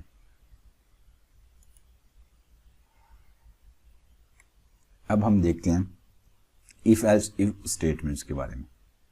अब इफ़ एल्स इफ जो स्टेटमेंट है use if we are multiple alternative कि अगर हमारे पास मल्टीपल्स कंडीशंस हैं, मतलब 2 से ज़्यादा हैं, 3 4 मतलब मल्टीपल्स हैं, तो फिर हम if else if statement use करते हैं। कि नेस्टेड इफ़ जो है स्टेटमेंट्स बिकम क्विट कम्प्लेक्स, कि जो नेस्टेड इफ स्टेटमेंट हैं वो क्विट कम्प्लेक्स होती हैं, तो इसलिए हम यहाँ पे इफ़ एल्स इफ स्टेटमेंट को यूज़ करते हैं ज़्यादातर, ये बेस्ट होती है, इसमें गलती के चांसेस थोड़े से कम हो जाते हैं।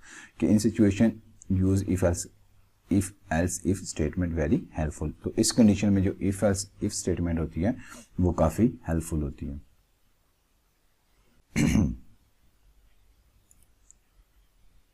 अब हम इसका सिंटैक्स देखते हैं कि इफ कंडीशन जो फर्स्ट होगी वो हम यहाँ पे लिखेंगे, उसके बाद उसकी जो स्टेटमेंट्स होगी वो हम यहाँ पे लिखेंगे। अगर ये स्टेटमेंट्स, अगर पहली जो कंडीशन है वो पहली कंडीशन को अगर एक्सेप्ट करता है तो वो ये वाली स्टेटमेंट हो जाएंगी। अगर जो ये वाली कंडीशन को, वो जो रिजल्ट यहाँ से हमें निकलेगा, इसको हम लागू नहीं करता, ये कंडीशन सेटिस्फाई नहीं करता, तो फिर इस तरफ आएगा। ये वाली अगर ये सेटिस्फाई करेगा तो फिर ये वाली स्टेटमेंट्स काम करेंगी। अगर इसको भी नहीं एक्सेप्ट करता तो फिर नेक्स्ट, इस तरह जितनी भी हम यूज़ करते जाएंगे नेक्स्ट, इस तरह इनको देखते जाएगा। अगर जिसको इसने एक्सेप्ट कर लिया, जिसके साथ मतलब वो मैच हो गया, वो वाली कंडीशंस, वो वाली स्टेटमेंट्स यहाँ पे यूज़ हो जाएंगी। तो लास्ट में अगर कोई भी नहीं करता तो लास्ट वाली जो होगी, फिर वो वाली लास्ट वाले में जो होगा रिजल्ट वो यहाँ पे इसको शो कर देगा कि पहले ऊपर वाली जितनी भी कंडीशंस होगी सबको मैच करता आएगा। जिसके साथ मैच हो गया वो वाली सारी कंडीशन सेटिस्फाई हो जाएंगी। वो वाली जिसमें मैच करेगा सिर्फ वही वाली कंडीशन सेटिस्फाई करो। ये वाली इसके साथ मतलब मैच होगा तो सिर्फ ये वाली करेगा, अगर इसके साथ होगा तो ये वाली करेगा। अगर लास्ट में हमारे पास ये वाली बचेगा, सारी कंडीशन अगर कोई भी नहीं मिल रही तो लास्ट में जो रिजल्ट बचेगा वो इस वाली स्टेटमेंट्स हम कह देंगे कि ये वाली स्टेटमेंट्स लागू हो जाए इसके ऊपर। तो अब नेक्स्ट हम इसकी एग्जांपल देखते हैं, आपको समझ लगेगी। अब हमने एक ऐसा प्रोग्राम बनाना है कि हमने बच्चे के जो ग्रेड हैं वो शो करने हैं, वो हम देखेंगे इफ़ एल्स इफ़ स्टेटमेंट्स के साथ। तो अब प्रोग्राम लिखते हैं। अब ये वाले जो प्रोग्राम है कि इंक्लूड आईओ स्ट्रीम जो हमारे पास आएगी वो एच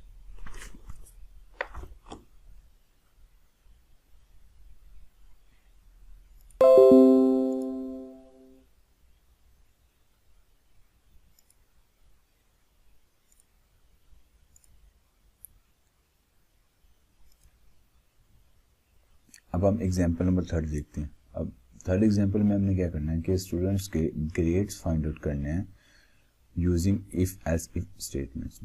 यहाँ पे हम सी आउट करवाएंगे, यहाँ पे यूज़र से बच्चे के नंबर पूछेंगे और ये हम बताएंगे कि उसका ग्रेड क्या बनता है। उससे रिलेटेड हमने ये प्रोग्राम लिखना है। अब यहाँ पे वही इंक्लूड iostream.h और इंक्लूड कॉन io.h और ये ब्रैकेट्स, यहाँ पे ये साइन यूज़ करेंगे।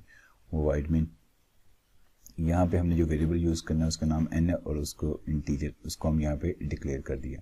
तो यहाँ पे ये हमारे पास सेमी कॉलन आ जाएगा।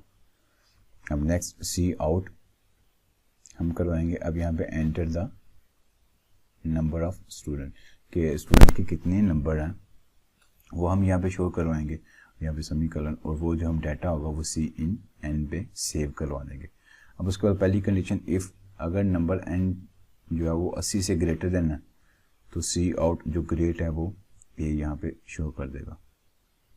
और 80 से ग्रेटर देन नंबर होंगे या 80 का होंगे तो ये वाली पहली कंडीशन सेटिस्फाई हो जाएगी, ये अप्लाई होगी। बाकी ये कोई भी कंडीशन नहीं लगेगी इसके ऊपर, सारी यहाँ पे फेल हो जाएंगी और आउटपुट हमें मिल जाएगा। अगर 80 से मतलब इक्वल या से ग्रेटर देन नहीं है तो फिर अब ये इस कंडीशन को देखेगा एल्स इफ को। अगर 70 के इक्वल या 70 से अबव है तो ये वाली कंडीशन ओके होगी तो ग्रेड बी शो हो जाएगा। अगर ये वाली भी नहीं ओके होगी तो इस वाली कंडीशन को देखेगा। अगर 70 से कम है मतलब 60 के इक्वल या 60 से ऊपर है तो ये वाली कंडीशन देखेगा। ये वाली ओके होगी तो ग्रेड सी यहाँ पे शो होगा। तो अगर यहाँ पे 55 से इक्वल या 55 से ग्रेटर देन है नंबर तो फिर ये वाली कंडीशन ओके होगी तो ग्रेड डी शो हो जाएगा। अगर 90 से लेस देन है तो फिर यहाँ पे ये वाली कंडीशन, अच्छा यहाँ पे एक पॉइंट मिस है, यहाँ पे इफ एल्स इफ आएगा, यहाँ पे एल्स इफ लिखेंगे। जैसे यहाँ पे ये लिखा हुआ ना एल्स इफ, तो यहाँ पे एल्स के आगे इफ आएगा तो ये भी ब्रैकेट में आगे यूज़ करेंगे। और जो सी आउट है वो हम यहाँ पे फेल शो कर देंगे। अगर हम कहते हैं कि बच्चे के 50 या से कम नंबर हैं तो उसका ग्रेड जो है ना वो फेल यहाँ पे शो हो, तो यहाँ पे फेल शो हो जाएगा। उसके बाद यहाँ पे हम गेट सी एच लिख देंगे, यहाँ पे ये सेमी कॉलन और ये ब्रैकेट बंद होगी। अब ये वाला सारा प्रोग्राम ने लिख लिया। अब मैं आपको ये वाला प्रोग्राम रन करके दिखाता हूँ। अब यहाँ पे हम एग्जाम्पल नंबर 3 डाल करते हैं। यहाँ पे हमने क्या करना है कि यहाँ पे हमने किसी स्टूडेंट के ग्रेड बताने हैं कि यूज़र से नंबर पूछेंगे किसी बच्चे के कितने नंबर हैं, तो फिर आगे ये जो प्रोग्राम हम लिखेंगे वो उनका ग्रेड बताएगा। और यहाँ ये हम इफ़ एल्स इफ से हल करेंगे। अब प्रोग्राम लिखते हैं, इंक्लूड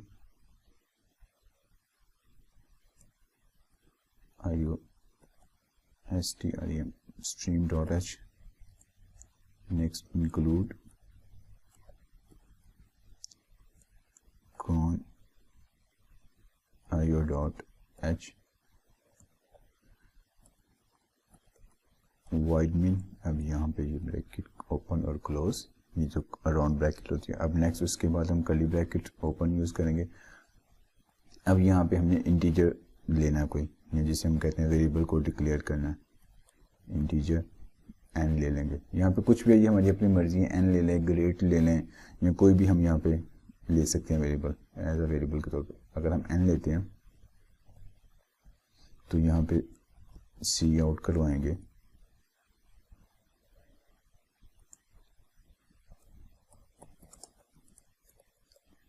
एंटर द नंबर। अब यूजर से कहेंगे कि बच्चे के यहाँ पे नंबर एंटर करें,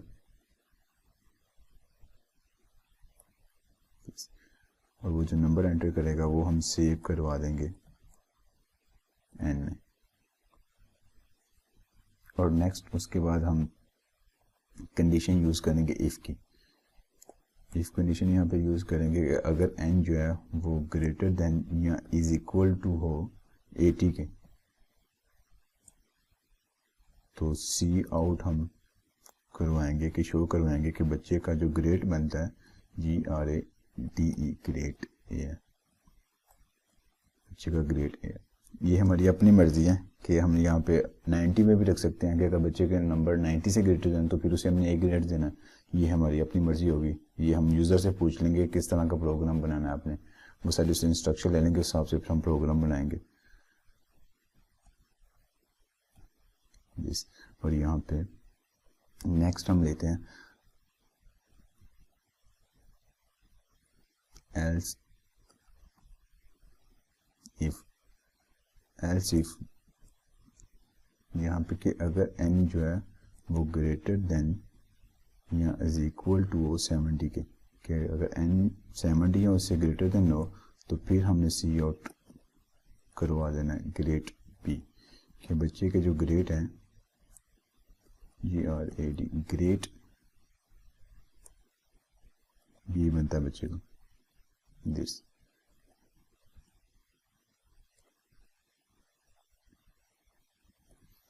एल्स इफ अगर ये इतने नंबर भी ना हो, मतलब 70 से कम हो, या दूसरा अब नेक्स्ट आएगा कि अगर बच्चे के नंबर n से ग्रेटर देन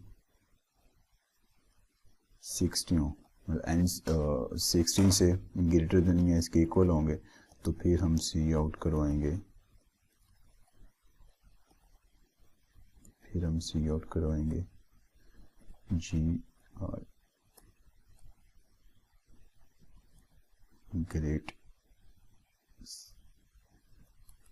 ग्रेड सी हम आउट करवा देंगे दिस।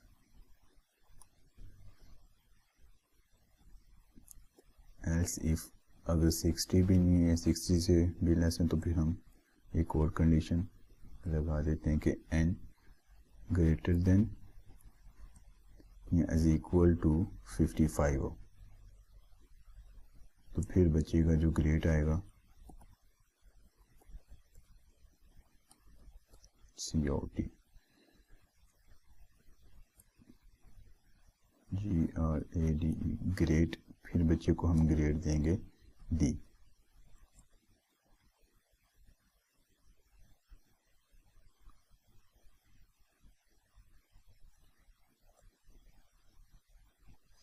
अगर इससे अगर बच्चे के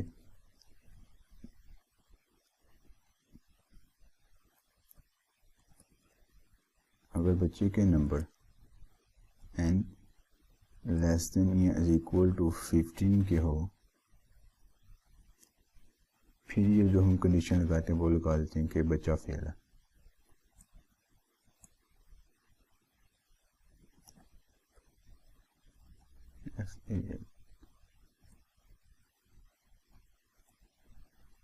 fail.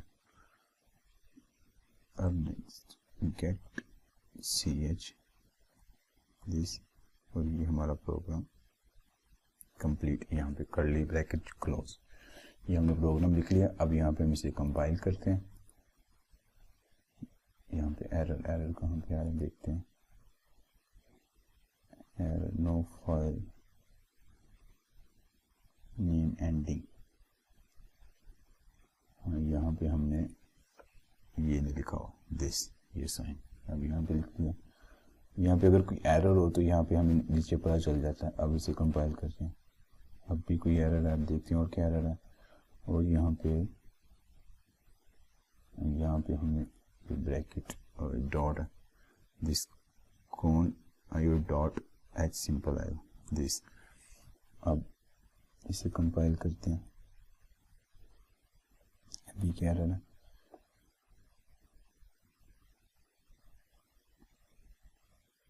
Code has no effect. यहाँ पे हमारे यहाँ पे आएगा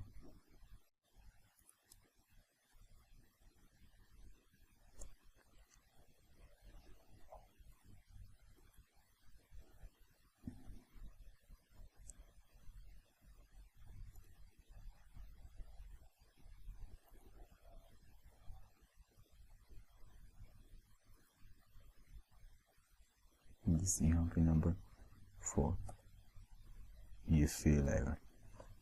अगर यहाँ 50 से लेस है तो यहाँ पे फेल शो कर दिया उसने।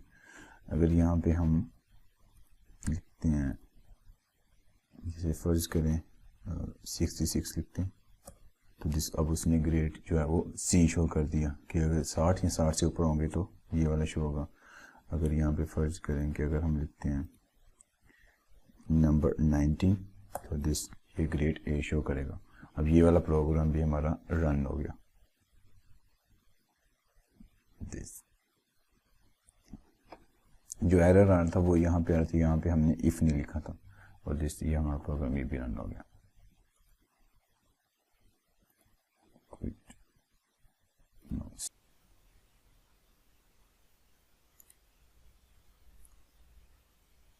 अब नेक्स्ट हम देखते हैं स्विच स्टेटमेंट। अब स्विच स्टेटमेंट में क्या होगा कि द स्विच स्टेटमेंट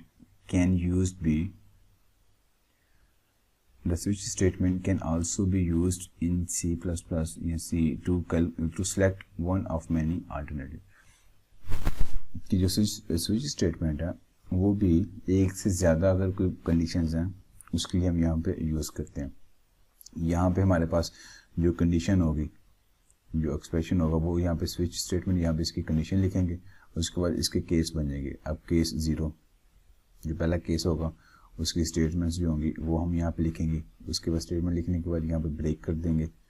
तो अगर ये यहाँ पे जो एक्सप्रेशन है वो अगर इस कंडीशन, ये जो स्टेटमेंट है इस पर मतलब एक अप्लाई हो रहा होगा इस केस में, तो ये वाला होगा, बाकी ये वाली सारी वैल्यूज नेगलेक्ट हो जाएगी।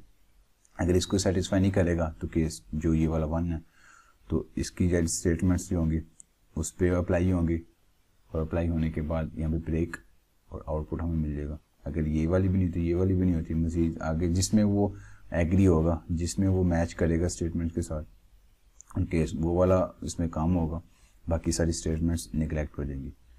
इस तरह करते करते एंड तक वो सारी स्टेटमेंट्स को चेक करेगा, जिस पे वो एग्री होगा, जिस पे वो अप्लाई होगा वो वाली केस ओके होगा।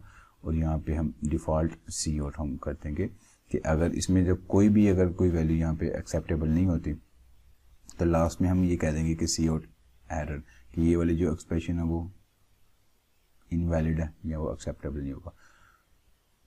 ये तब हम करेंगे जब इनमें से कोई भी नहीं लगेगी। अगर इनमें से कोई लगे, जो भी स्टेटमेंट लगेगी फिर वो वाली ओके हो जाएगी, हम उसका हम सी आउट करवा देंगे। और लास्ट में ये इसका सिंटैक्स होगा। इसकी हम एग्जांपल देखते हैं कि हमने अब एग्जांपल नंबर 4 हमने यहाँ पे इवन और ऑड नंबर बताना है बाय स्विच स्टेटमेंट। तो अब वही जैसे यहाँ पे इंक्लूड आयर स्ट्रीम, ये सारी कंडीशन, ये सब कुछ लिखते हैं वो हम लिखते जाएंगे। यहाँ पे n जो है वो इंटीजर हम डिक्लेयर करेंगे, उसके बाद सी आउट हम कराएंगे, कोई नंबर एक लेंगे यूज़र से और वो n में हम सेव करवा देंगे। अब स्विच यहाँ पे जो एक्सप्रेशन है, अगर n मॉडल्स 2, अगर ये हमारे पास एक्सप्रेशन होगी, अगर पहले वाला एक्सेप्ट करता है तो यहाँ पे हम इवन शो कर देंगे। अगर ये वाला नहीं करेगा ये कंडीशन तो इस पे आएगा, इस केस पे ये वाला जब आप एक्सेप्ट करेगा तो हम यहाँ पे ऑड लिख देंगे, यहाँ पे सी आउट करवा देंगे कि ऑड है। अगर ये वाला ओके होगा तो हम कह देंगे ये ऑड है, यहाँ पे ब्रेक। तो यहाँ पे हम ये वाली जो इसकी ब्रैकेट स्विच के बाद हमने यूज़ की वो क्लोज करेंगे, गेट सी एच लास्ट में ये वाला प्रोग्राम लिखा। मैं अभी आपको ये वाला प्रोग्राम रन करके दिखाता हूँ। अब हम यहाँ पे एग्जाम्पल नंबर 4 करते हैं। अब एग्जाम्पल नंबर 4 में हमने क्या करना है कि यूज़र से एक नंबर लेना है और वो बताना है कि ये इवन है या ऑड है, और ये हमने स्विच से सोल्व करना है। अब हम स्टार्ट करते हैं, include stream dot H include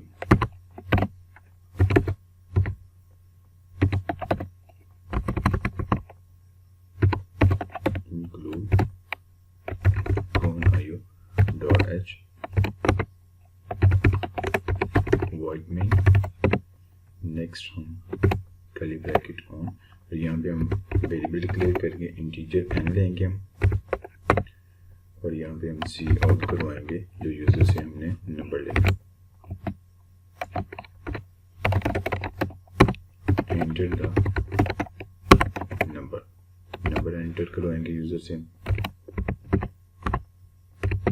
last में सेमीकोलन और सी, यहाँ पे सी इन करवाएंगे एन पे, नंबर यहाँ पे सेव करवा देंगे, ये सेमीकोलन हम यहाँ पे लास्ट में इसलिए लिखते हैं कि हमने वो लाइन जो है उसको एंड करना था।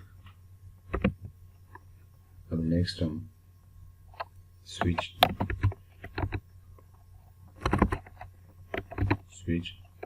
यहाँ पे अगर एन जो है divided by 2 दिस ये स्क्रीन आएगा, और यहाँ पे हम कर्ली ब्रैकेट ऑन ओपन करें, कर्ली ब्रैकेट ओपन, यहाँ केस 0 दिस, और यहाँ पे हम सी आउट करवाएंगे इवन के नंबर जो है वो इवन,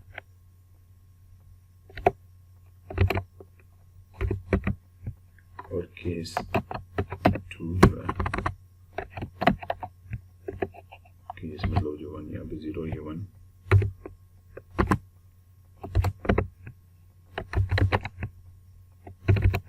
सी आउट, अब यहाँ पे हम सी आउट करवाएंगे और के नंबर जो है वो ऑड है।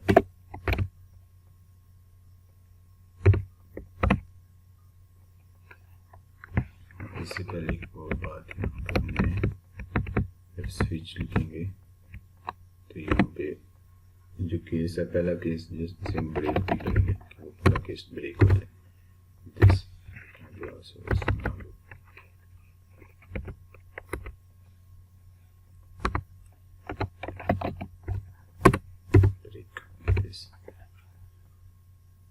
उसके बाद यहाँ पे कर्ली ब्रैकेट क्लोज, यहाँ पे जो स्विच के बाद हमने यूज़ की थी। उसके बाद नेक्स्ट यहाँ पे हम लिखेंगे लेट सी एच, और उसके बाद कर्ली ब्रैकेट जो मेन हमने यूज़ की थी यहाँ पे दोनों क्लोज कर दिया। हमारा प्रोग्राम कंप्लीट हो गया। अब इसे हम करते हैं कंपाइल, ये सक्सेसफुली हो गया एंटर। उसके बाद नेक्स्ट हम इसे रन करते हैं। अब नंबर हम कोई भी यहाँ पे फर्ज करें 5 लिखते हैं, एंटर किया तो ये नंबर ऑड है तो उसने यहाँ पे नंबर ऑड शो कर दिया। अगर हम फर्ज करें नंबर यहाँ पे कुछ और दोबारा लिखते हैं, दोबारा रन करते हैं। अब यहाँ पे नंबर फर्ज करते हैं, यहाँ पे 8 लिखते हैं तो ये नंबर इवन होगा। इस तरह ये इवन और ऑड नंबर बता रही है। हमने स्विच के जरिए प्रोग्राम लिखा, ये भी ठीक हो गया।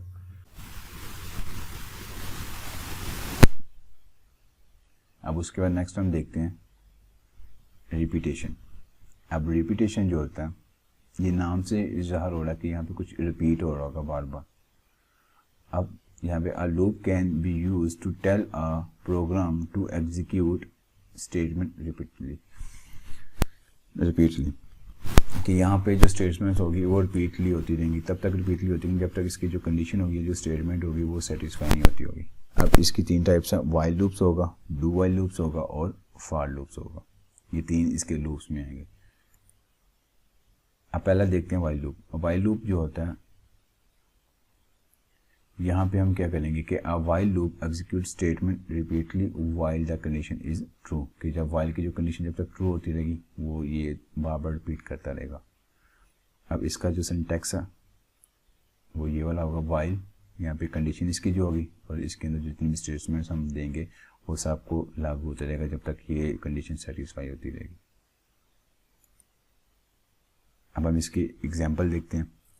एग्जाम्पल नंबर 5 कि हमने प्रिंट निकलवाना हेलो ज़ेब इन 5 टाइम। ये हमारे पास एक प्रोग्राम है और ये वाइल लूप के ज़रिए हमने हल करवाना है। तो इसके लिए हम प्रोग्राम लिखते हैं। ये सारी वही चीज़ें जो मैंने आपको पहले बता दी हुई। अब यहाँ पे वो ब्रैकेट आएगी ओपन, यहाँ पे हमारे पास जो वेरिएबल है उसे हम डिक्लेयर करेंगे इंटीजर n, और शुरू में हमारे पास जो n होगा वो इज इक्वल टू 1 के इक्वल होगा। यहाँ पे सेमीकोलन आ जाएगा। उसके बाद यहाँ पे हम कंडीशन लिखते हैं कि वाइल, यहाँ पे कंडीशन जो है ना वो n लेस देन या इज इक्वल टू है 5 के। ये इसकी हम कंडीशन यहाँ पे लिख देंगे। उसके बाद यहाँ पे हमारे पास ब्रैकेट आएगी, जो हमारे पास करली ब्रैकेट ओपन, और यहाँ पे हम सी आउट करवा देंगे हेलो ज़ेब, जो हमने यहाँ पे प्रिंट करवाना था सी, और यहाँ पे हमारे पास जो कोटेशन मार्क्स है उसके अंदर जो भी हमने आउटपुट करवाना था वो लिख देंगे, और यहाँ पे हमारे पास सेमीकोलन। अब उसके बाद n is equal to n+1। अब n+1 तब तक ये ऐड होता रहेगा जब तक इसके इक्वल ना आता, और ये बार बार रिपीट होता रहेगा सारा सर्कल। अब n इज इक्वल टू 1 से स्टार्ट होगा, फिर 1 यहाँ पे आएगा। अब उसके बाद एक दफ़ा लिखा जाएगा ज़ेब, जब दूसरी दफ़ा एक और n यहाँ पे ऐड होगा 2 हो जाएगा, फिर ऊपर जाएगा, फिर 3, फिर 4 और 5 तक ये ऐसे रिपीट करेगा। जैसे 6 होगा तो इसे बाहर निकाल देगा, मतलब फिर ये हेलो ज़ेब यहाँ पे नहीं लिखा जाएगा। जितना यहाँ पे लिखा जाएगा, यहाँ पे अगर 5 लिखा है तो ये 5 टाइम तक ऐसे ये रिपीट करेगा इसको। उसके बाद यहाँ पे ब्रैकेट बंद कर देंगे गेट ch, और यहाँ पे ये ब्रैकेट। अब ये वाला प्रोग्राम मैं आपको रन करके दिखाता हूँ।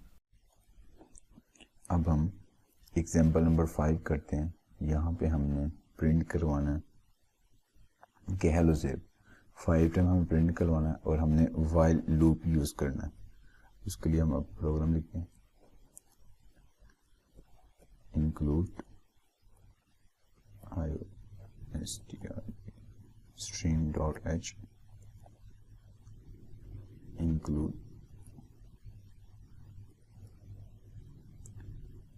con.io.h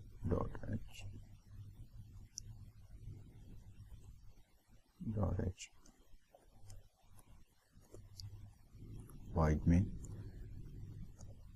उसके बाद ब्रैकेट कर लिया ओपन, और यहाँ पे हमने इंटीजर लेना है n, वेरिएबल हमने, और उसके बाद n इज इक्वल टू 1 कि 1 से स्टार्ट होगा। और नेक्स्ट हम यहाँ पे वाइल जो कंडीशन है वो लगाएंगे कि n जो है वो लेस देन या इज इक्वल टू 5 तक होगा। ये हमने कंडीशन सेट कर दी। अब यहाँ पे ब्रैकेट, जो करली ब्रैकेट ओपन जाती है वो हम यूज़ करेंगे, और यहाँ पे हम सी आउट करवाएंगे दिस हेलो ज़ेब। यहाँ पे हम कुछ भी लिख सकते हैं, आप यहाँ पे अपना नाम भी लिख सकते हैं दिस, और यहाँ पे n is equal to n+1। यहाँ पे ये करली ब्रैकेट क्लोज। यहाँ पे n is equal to n+1 show करता है कि हम एक एक यहाँ n इज इक्वल टू 1 से स्टार्ट होंगे और यहाँ पे जैसे यहाँ पे n इज इक्वल टू 1 से स्टार्ट होगा और ये n इज इक्वल टू 5 तक जाएगा, ये ऐसे लेसन रहेगा और एक एक ऐड होता जाएगा और ये लूप चलता रहेगा। पहले n इज इक्वल टू 1, फिर n प्लस 1 ऐड करेंगे 2 हो जाएगा, 3, 4 और 5 तक ये लूप ऐसे चलेगा। अब नेक्स्ट उसके बाद हम यहाँ पे लिखते हैं गेट ch दिस एंड ये हमारा प्रोग्राम रन कंप्लीट हो गया। अब इसे कंपाइल करते हैं सक्सेसफुली। अब इसे हम रन करते हैं। अब ये हेलो जेब ये 5 दफ़ा लिखा गया। अगर हम चाहते हैं कि ये कुछ थोड़ा सा प्यारा करके लिखा जाए तो हम इसे ऐसे भी लिख सकते हैं। अगर यहाँ पे हम दिस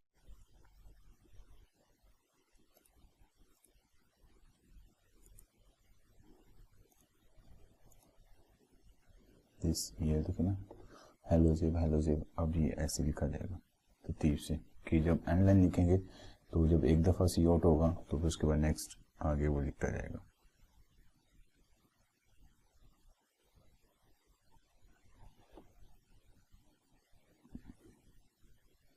अब उसके बाद नेक्स्ट हम इसे क्विट करते हैं। अब उसके बाद हम बात करते हैं डू वाइल लूप की। अब डू वाइल लूप में क्या होगा कि वाइल की तरह काम कर, लेकिन यहाँ पे क्या होगा, डू हम पहले लिखेंगे और वाइल जो कंडीशन होगी वो हम लास्ट में लिखेंगे कि do while loop is the same as a while loop except that it execute the loop body first and then check the loop condition. कि यहाँ पे जो बॉडी इसकी जो होगी प्रोग्राम की वो पहले हम मतलब होगी, जितनी स्टेटमेंट जो कंडीशन है वो बाद में चेक होगी। ये इसका सिंटैक्स है, डू पहले लिखा जाएगा, ये ब्रैकेट इसकी सारी स्टेटमेंट्स, ये ब्रैकेट क्लोज और यहाँ पे वाइल की कंडीशन आएगी। अब इसकी हम एग्जांपल देखते हैं। अब एग्जांपल नंबर 6। अब एग्जांपल नंबर 6 में क्या हुआ कि हमने 5 टाइम औरंगजेब अब हमने यहाँ पे प्रिंट करवाना और ये हमने यूज़ करना डू वाइल लूप से। अब डू वाइल लूप्स के लिए अब वही हमने इंक्लूड .io.h और इंक्लूड istring.h, इसे ऊपर नीचे भी लिख सकते हैं, इसमें कोई इशू नहीं है, वाइड मेल आएगा। तो अब यहाँ पे हमने n जो वेरिएबल उसको हम डिक्लेयर करेंगे और n इज इक्वल टू हमारे पास 1 के इक्वल। अब यहाँ पे n इज इक्वल टू 1 के इक्वल, अब यहाँ पे 2 लिखेंगे। अब 2 के बाद यहाँ पे जितनी स्टेटमेंट है, अब सी आउट हमने क्या करवाना है औरंग से, वो हम यहाँ पे सी आउट करवाएंगे और यहाँ पे कोटेशन मार्क और यहाँ पे सेमी कॉलन। ये जो condition n is equal to n plus 1 तक, ये मतलब एक जब n इज इक्वल टू 1 होगा तो एक दफ़ा हो जाएगा, फिर एक और ऐड होकर यहाँ पे 2 हो जाएगा, फिर 3, फिर 4 और 5 तक ये रिपीट करेगा। और इसकी जो कंडीशन है वो लास्ट में हमारे पास n लेस देन या इक्वल टू 5 के आ जाएगा। यहाँ पे गेट ch, यहाँ पे ये सेमी कॉलन और लास्ट में ये ब्रैकेट आ जाएगी। अब ये वाला प्रोग्राम मैं आपको रन करके दिखाता हूँ। अब हम एग्जाम्पल नंबर 6 करते हैं। अब एग्जाम्पल नंबर 6 में भी हमने क्या करेंगे कि हमने 5 टाइम ही औरंगजेब को आउटपुट हमने शो करवाना है वो, लेकिन ये हम करवाएंगे डू वाइल लूप से। पहले वाइल लूप था, अब ये डू वाइल लूप से होगा। तो हम ये स्टार्ट करते हैं, इंक्लूड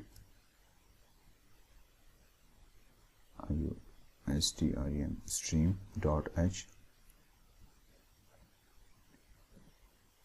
include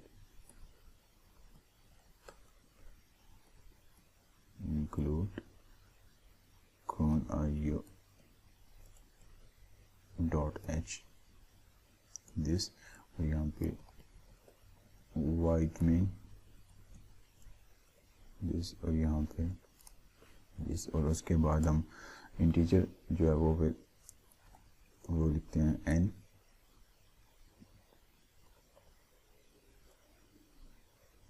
और n इज इक्वल टू 1, जैसे हमने लास्ट वाले प्रोग्राम में देखा था।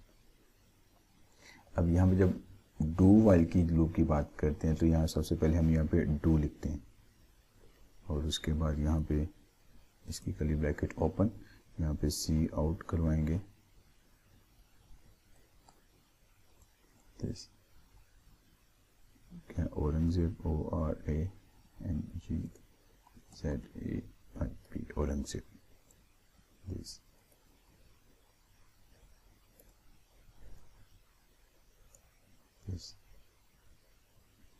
हम इसे ऐसे भी लिख सकते हैं अगर हम चाहते हैं कि मतलब एक लाइन पे बस औरंगजेब लिखा जाए, फिर नेक्स्ट लाइन पे औरंगजेब लिखा जाए, तो फिर हम यहाँ पे ऐसे लिख देंगे एंड लाइन, तो फिर वो नेक्स्ट लाइन पे आगे वो लिखता जाएगा। अगर एंड लाइन लिखेंगे तो फिर एक ही लाइन में सारा औरंगजेब औरंगजेब करके लिखा जाएगा। अब नेक्स्ट यहाँ पे n is equal to n plus 1, वही बात जो पहले मैंने आपको बताई थी कि यहाँ पे n इज इक्वल टू 1 वहाँ से स्टार्ट होगा और n प्लस 1 एक एक ऐड होता जाएगा। और इसकी जो कंडीशन है डू वाइल में, वो वाइल जो कंडीशन होती है वो लास्ट में हम लिखते हैं, वो भी मैं आपको लिख के दिखाता हूँ यहाँ पे दिस, उसके बाद यहाँ पे ये कर्ली ब्रैकेट क्लोज। अब यहाँ पे हम इसकी वाइल जो कंडीशन है वो लिखते हैं, वाइल कंडीशन इसकी क्या है, n जो है वो लेस देन या इज इक्वल टू 5 के होगा 1, उसके बाद हम गेट ch और लास्ट में कर्ली ब्रैकेट क्लोज। अब ये हमारा प्रोग्राम कंप्लीट हो गया। अब इसे कंपाइल करते हैं दिस, और इसे जब रन करेंगे दिस, ये औरंगजेब ठीक है ना। अब ये एक लाइन में औरंगजेब लिखा गया, फिर एंड लाइन मतलब नेक्स्ट लाइन पे आगे ये औरंगजेब लिखा गया, ये 5 दफ़ा लिखा गया। यहाँ पे जितनी दफ़ा आप मर्जी लिखवा सकते हैं। ये वाला प्रोग्राम भी ठीक हो गया।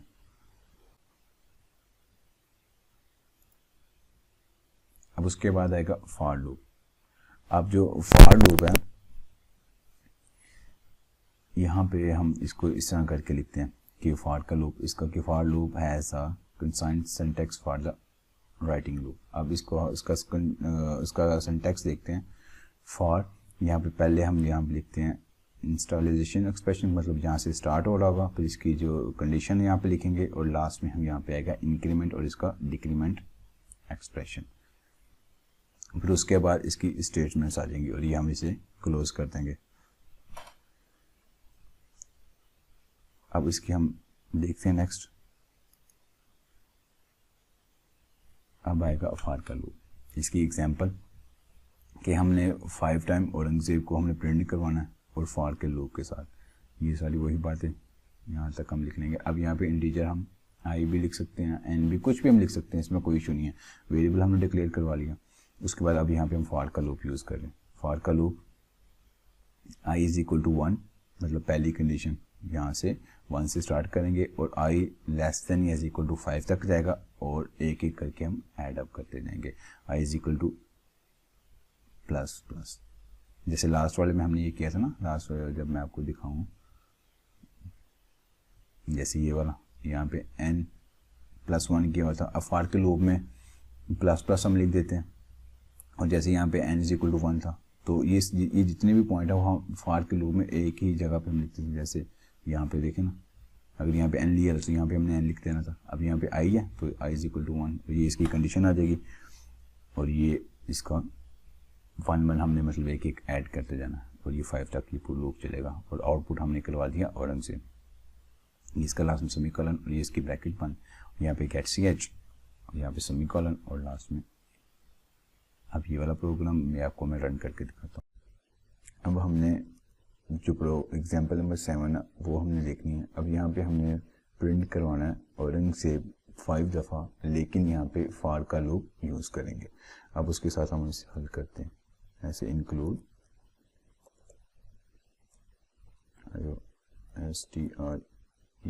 stream dot h in clu include clu include con io dot h, ये हम लिखते हैं। वाइड मेन दिस, और यहाँ पे हम कर्ली ब्रैकेट ओपन, यहाँ पे हम वेरिएबल डिक्लेयर करना है। हम इंटीजर लेंगे आई, यहाँ पे कुछ भी हम लिख सकते हैं, आई भी लिख सकते हैं। जैसे लास्ट में हमने एन लिया तो हम एन भी लिख सकते हैं, फिर यहाँ आई है तो आई भी लिख सकते हैं, जो हमारी अपनी मर्जी कुछ भी हम लिखेंगे। और उसके बाद फॉर का लूप यूज़ करेंगे। फॉर का लूप यूज़ करने के लिए यहाँ पे ब्रैकेट, अब यहाँ पे इंटीजर आई लिया तो आई यहाँ पे लिखेंगे कि आई इज़ इक्वल टू 1, यहाँ पे 1 से स्टार्ट होगा और अब इसकी यहाँ पे कंडीशन लगाएंगे कि आई जो है वो लेस देन या इज इक्वल टू होगा 5 के, और यहाँ पे सेमीकोलन। उसके बाद नेक्स्ट आएगा कि आई में एक एक ऐड होगा, 1 प्लस प्लस, इसका मतलब कि इसमें एक एक ऐड होगा। अब यहाँ पे हम इसका ब्रैकेट यूज़ कर लेते हैं और यहाँ पे हम सी आउट करवा देते हैं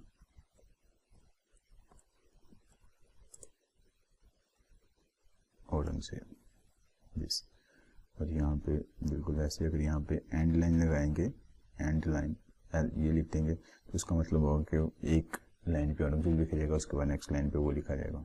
अगर एंड लाइन लाइन भी लगाएंगे तो प्रोग्राम रन हो जाएगा हमारा, लेकिन वो एक लाइन पे लिखा आएगा। उसके बाद यहाँ पे इसकी ब्रैकेट क्लोज कर देते हैं। अब नेक्स्ट गेट सी एच और यहाँ पे दिस, ये प्रोग्राम भी हमारा लिखा गया। यहाँ पे हम इसे कंपाइल करते हैं, जिससे सक्सेसफुली कंपाइल हो गया। अब इसे हम यहाँ पे रन करते हैं। अभी देखिए औरंगजेब 5 दफ़ा लिखा गया एक एक लाइन में। अब हम चलते हैं नेक्स्ट टॉपिक की तरफ अपने। अब उसके बाद नेक्स्ट हम देखते हैं इंक्रीमेंट और डिक्रीमेंट ऑपरेटर। अब ये है जैसे हमने फॉर का लूप है वहाँ पे हम ये यूज़ करते हैं। अगर प्लस प्लस का मतलब इंक्रीमेंट और नेगेटिव नेगेटिव लिखा होता तो उसका मतलब है कि एक एक नंबर डिक्रीज होना।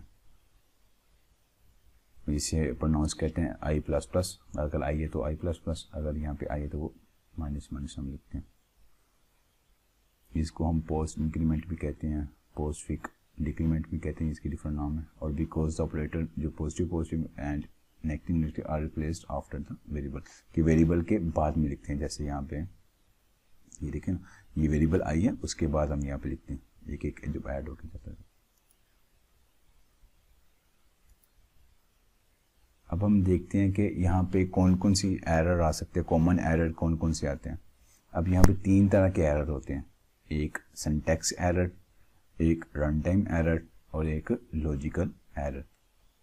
अब सिंटैक्स एरर में क्या आता है कि सिंटैक्स एरर में होगा कि result from error in the code construction, के जो हमने कोड लिखा हुआ है उसके कंस्ट्रक्शन में अगर गलती हो सकती है, या कह सकते हो such as a miss typing keyword, यहाँ तो कीवर्ड हम गलत लिख सकते हैं, यहाँ हम इसे इग्नोर कर सकते हैं।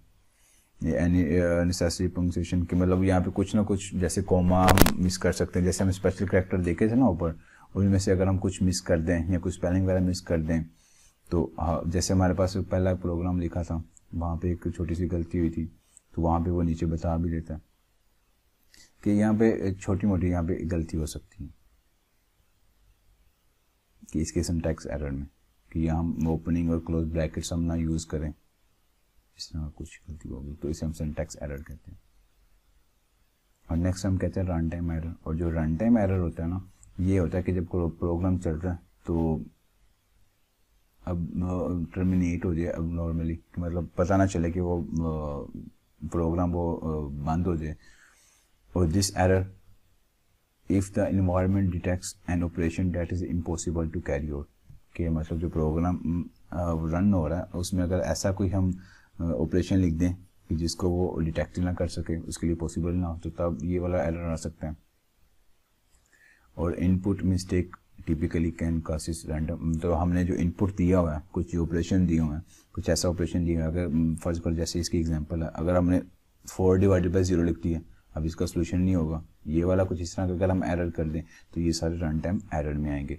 अगर input error occurs when the program is waiting for the user to enter the value, तो मतलब यहाँ पे जो यूज़र है वो कुछ ऐसी वैल्यू एंटर कर दे कि जो वो एक्सेप्टेबल ही ना कर सके प्रोग्राम, मतलब वो आगे वो काम ही ना करे, वो वैल्यू को गलत एंटर कर दे, तो फिर भी ये वाला एरर आ सकता है।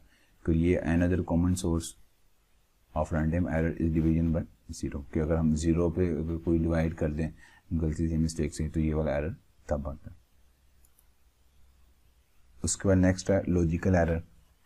अब लॉजिकल एरर कैसे होगा, अगर जो लोगारिथम है अगर उसमें कोई फॉल्ट आ जाए, वो हम सीक्वेंस से प्रोग्राम ना लिखें। तो दूसरा, अब error of this kind occur for many different reason, ये डिफरेंट रीज़न से आ सकता है। अब फॉर एग्जांपल पहली रीज़न क्या है कि अगर हमारे पास एक ऐसा प्रोग्राम है कि जहाँ पे हमने टेम्परेचर कन्वर्ट करना है, कहाँ पे कन्वर्ट है सेल्सियस 35 डिग्री टू फ़ारेनहाइट, कि अब हमने सेल्सियस को फ़ारेनहाइट में डिग्री में कन्वर्ट करना है, तो उसके लिए हमारे पास ये वाला फार्मूला यूज़ करते हैं। तो अगर हम इस तरह यूज़ करेंगे तो हमारे पास जो आउटपुट मिलेगा उससे 67 डिग्री मिलेगा, जो कि गलत है। सही जवाब 95 है। ये गलत जवाब इसलिए आएगा अगर ये वाला फार्मूला लिखेंगे, क्योंकि अगर 9 डिवाइडेड बाई जो 5 इज इक्वल टू 1 के इक्वल होता है। तो अगर हमें सही आंसर चाहिए तो हम क्या करेंगे, यूज़ करेंगे 9.0 डिवाइडेड बाई 5। तो फिर इसका जो रिज़ल्ट आएगा, जो आंसर हमें मिलेगा वो सही मिलेगा। अगर ऐसे लिखा हो ना 9.5 तो ये हमारे पास सिर्फ मान की कुछ शो करेगा। अगर 9.05 लिखेंगे तो हमारे पास 1.8 शो करेगा। तो फिर आगे जब इसको मल्टीप्लाई करेंगे तो हमारे पास ये वाला जवाब एग्जैक्ट और सही निकलेगा। अब नेक्स्ट हम देखते हैं इन एरर का सोल्यूशन क्या होता है। कि सिंटैक्स एरर का जो सोल्यूशन होगा वो क्या होगा कि ये इसका सोल्यूशन इजीली हमें मिल जाता है, और बिकॉज द कंपाइलर जो होगा ना वो इंडिकेट कर देता है कि यहाँ पे आपका सिंटैक्स एरर में ये प्रॉब्लम है। और उसके बाद रन टाइम एरर, ये वाला थोड़ा डिफिकल्ट होता है, ये रन टाइम एरर जो होता है वो फाइंड आउट करना। और because the error reason and location of the error are display on the console when the program terminate. उसके बाद लॉजिकल एरर जो होता है कि one can organize logic error by just looking at the wrong output of the program, कि जब output हमारा गलत निकलेगा तो फिर ये वाला जो लॉजिकल एरर है हम देख सकते हैं कि logical error can only be detected by through the testing program, कि टेस्टिंग प्रोग्राम से इसको हम मेजर कर सकते हैं। कि जैसे अब ये लास्ट में है ना, अब इसका जवाब अगर सीक 95 है तो अब अगर 95 ठीक है तो ठीक है, अगर 95 नहीं आ रहा तो मतलब इसका कुछ लॉजिकल एरर है। इस यहाँ में हो सकता है कुछ प्रॉब्लम, जैसे यहाँ पे 9.0 लिखेंगे तो इसका जवाब सही आएगा, 9.5 लिखेंगे तो इसका जवाब सही नहीं आएगा। और हम आज का लेक्चर यहाँ तक रखते हैं। उम्मीद करता हूँ सब बच्चों को समझ लग गया होगा। और आगे नेक्स्ट इसकी जो इंट्रोडक्शन है C++ प्रोग्रामिंग की वो भी इंशाल्लाह नेक्स्ट देखेंगे। अरे के बारे में देखेंगे, फंक्शन के बारे में देखेंगे, आगे काफ़ी और अभी इंट्रोडक्शन है। तो इंशाल्लाह अब नेक्स्ट लेक्चर रिकॉर्ड करके मैं फिर वो अपलोड करूँगा। और यहाँ तक अगर किसी बच्चे को कोई समझ नहीं आई तो वो मुझसे पूछ सकता है। और मेरा चैनल भी सब्सक्राइब कर दीजिएगा। नेक्स्ट लेक्चर तक के लिए अल्लाह हाफिज़, और दुआ में याद रखिएगा।